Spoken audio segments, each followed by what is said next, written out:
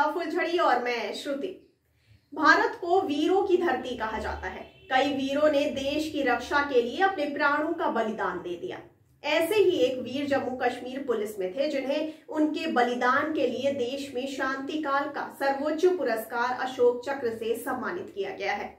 इस वीर जवान का नाम एएसआई बाबू राम है, जिन्होंने कई आतंकियों को ठिकाने लगाने का काम किया था।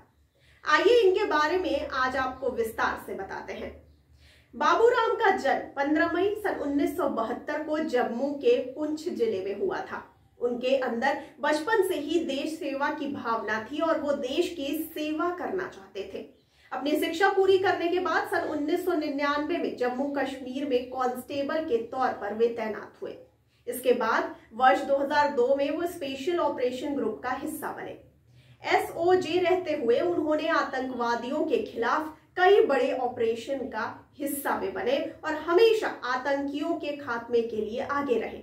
ये उनकी वीरता और बहादुरी ही थी जिस कारण उन्हें कई अवसरों पर न केवल सराहा गया बल्कि प्रमोशन भी दिया गया।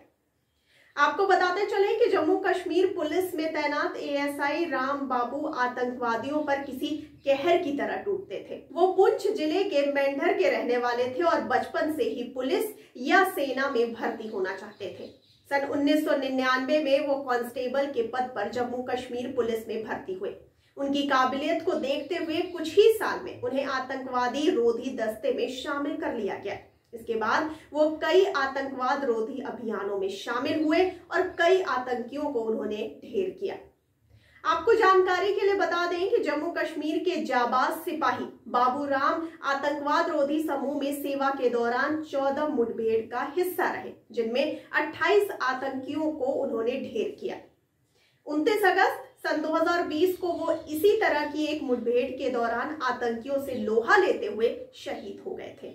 इस दिन शाम के वक्त आतंकियों और सुरक्षा कर्मियों के बीच मुठभेड़ हो गई थी। आइए आपको ये घटना विस्तार से बताते हैं।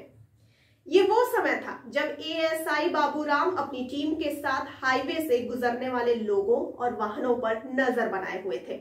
मामला पंथा चौक का है, जिसे श्रीनगर का प्रवेश द्वार भी कहा जाता है। तभी स्कूटी पर आए 3 आतंकियों ने भीड़ में खड़े सीआरपीएफ के एक जवान पर हमला करना शुरू कर दिया। आतंकी जवान से हथियार छीन रहे थे। इसके साथ ही आतंकियों ने नाका पार्टी पर अंधाधुंध गोलियां भी दागी, जिससे चारों ओर अफरा तफरी जैसी स्थिति उत्पन्न हो गई। आपको बता दें कि आतंकी गोलीबारी करते हुए एक मोहल्ले में आए और एक घर में छिप गए। एएसआई बाबू राम ने अपने साथियों के साथ इनका पीछा किया और जिस घर में ये छिपे हुए थे उसे चारों तरफ से घेर लिया। इस दौरान सबने घर में फंसे लोगों को गोलीबारी के बीच ही सुरक्षित बाहर निकाला गया। आपको बता दें कि सुरक्षा बलों की और टुकड़ियां वहां पहुंच गई। ऑपरेशन के दौरान ही बाबू राम ने अपनी टीम से कहा कि आतंकियों की घेराबंदी जारी रखिए, जिसके बाद आतंकियों से सरेंडर करने को कहा गया। हालांकि उन्होंने ऐसा नहीं किया। तभी बीच में ऑपरेशन में एएसआई बाबू राम ने अपने घर फोन लगाया। बेटी ने फोन उठाया तो उन्होंने केवल इतना कहा कि एक ऑपरेशन में जा रहा हूं। तभी पता चला कि घर में कुछ और लोग भी फंसे हुए हैं।